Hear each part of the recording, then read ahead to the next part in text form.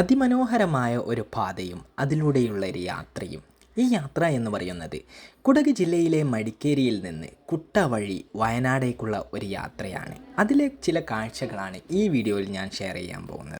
നമുക്കെല്ലാവർക്കും പരിചയമുള്ള രണ്ട് സ്ഥലങ്ങളായിരിക്കാം കൊടക് ജില്ലയിലെ മടിക്കേരി എന്ന് പറയുന്നതും അതുപോലെ തന്നെ കേരള സംസ്ഥാനത്തിലെ 12ാം ജില്ലയായ വയനാട് എന്നുള്ളതും. കൽപ്പറ്റയാണ് ജില്ലയുടെ ആസ്ഥാനം എന്ന് പറയുന്നത് വയനാടിൻ്റെ. ഈ യാത്രയിൽ വെറുതെ കുറേ കാര്യങ്ങൾ പറഞ്ഞ് സമയം കളയുന്നതിന് പകരം നമ്മൾ വയനാടിൻ്റെ ഒരു ചെറിയൊരു ചരിത്രവും അതുപോലെ തന്നെ മടിക്കേരിയുടെ ചെറിയൊരു ചരിത്രവും എടുത്തു നോക്കിയാലോ. ഒരുപാട് കാര്യങ്ങളുണ്ട് നമ്മൾ അറിയാത്തതും അറിയുന്നതുമായിട്ടുള്ള വയനാടിൻ്റെയും അതുപോലെ തന്നെ മടിക്കേരിയുടെയും ചരിത്രത്തിൽ. എന്നാൽ ചെറിയൊരു രീതിയിൽ ചരിത്രം എന്താണ് എന്നുള്ളതാണ് ഈ വീഡിയോയിൽ ഞാൻ സംസാരിക്കാൻ പോകുന്നത്. അതോടൊപ്പം ഈ റൂട്ടിലെ വിഷ്വൽസുമാണ് നിങ്ങൾ കാണാൻ പോകുന്നത്. മടിക്കേരിയുടെ ചരിത്രം എടുത്തു നോക്കുമ്പോൾ കുടകിൻ്റെ ചരിത്രവുമായി ബന്ധപ്പെട്ടിരിക്കുന്നു. AD 2 മുതൽ 6ാം നൂറ്റാണ്ട് വരെ കുടകിൻ്റെ വടക്കൻ ഭാഗം കദംബന്മാരാണ് ഭരിച്ചിരുന്നത്. 4 മുതൽ 11ാം നൂറ്റാണ്ട് വരെ കുടകിൻ്റെ തെക്കൻ ഭാഗം ഗംഗകളാണ് ഭരിച്ചിരുന്നത്. 11ാം നൂറ്റാണ്ടിൽ ഗംഗയെ പരാജയപ്പെടുത്തിയ ശേഷം ചോളർ കുടകിൻ്റെ ഭരണം ഏറ്റെടുക്കുകയാണ്. 12ാം നൂറ്റാണ്ടിൽ ചോളർക്ക് കുടകിനെ വീണ്ടും നഷ്ടമായി. 14ാം നൂറ്റാണ്ടിൽ കുടക് വിജയനഗരമായ രാജാക്കന്മാരുടെ കീഴിലായി.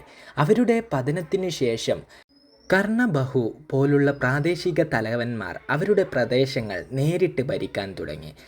ഹലോരി രാജവംശത്തിൻ്റെ സ്ഥാപകനായ വീരരാജുവാണ് അവരെ പരാജയപ്പെടുത്തിയത്. ഹലോരി രാജവംശം എന്നറിയപ്പെടുന്ന വീരരാജുവിൻ്റെ പിൻഗാമികൾ 1600 മുതൽ 1834 വരെ കുടക് ഭരിച്ചു. ഹലോരി രാജാവായ മുദ്ദുരാജ മടിക്കേരിയിൽ കോട്ട പണിയുകയും അത് അവരുടെ തലസ്ഥാനമാക്കുകയും ചെയ്തു. 3ാം ഹലോരി രാജാവായ മുദ്ദുരാജ മടിക്കേരിക്ക് ചുറ്റുമുള്ള ഭൂമി നിരപ്പാക്കി 1681 ഒരു കോട്ട പണിയുവാനും തുടങ്ങി.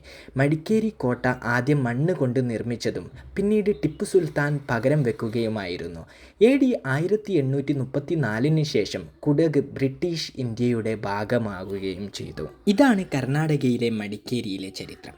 എന്നാൽ കേരള സംസ്ഥാനത്തിലെ 12ാം ജില്ലയായ വയനാട് കൽപ്പറ്റയാണ് ജില്ലയുടെ ആസ്ഥാനം. 1980 നവംബർ 1 വയനാട് ജില്ല രൂപം കൊണ്ടത്. കേരളത്തിലെ ഏറ്റവും കുറവ് ജനസംഖ്യയുള്ള ജില്ലയും വയനാട് ജില്ല തന്നെയാണ്. കോഴിക്കോട്, കണ്ണൂർ എന്നീ ജില്ലകളുടെ ഭാഗമായിരുന്ന സ്ഥലങ്ങൾ അടർത്തിയെടുത്താണ് പിന്നീട് വയനാട് രൂപം കൊള്ളുന്നത്.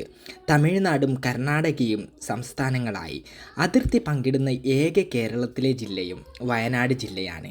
ഡക്കാൻ പീഠഭൂമിയിലെ തെക്കേ അറ്റമാണ് വയനാട് ജില്ല നിലകൊള്ളുന്നത്. പശ്ചിമഘട്ടത്തിൻ്റെ ഒരു ഭാഗവും ഇതിൽ ഉൾപ്പെടുന്നുണ്ട്.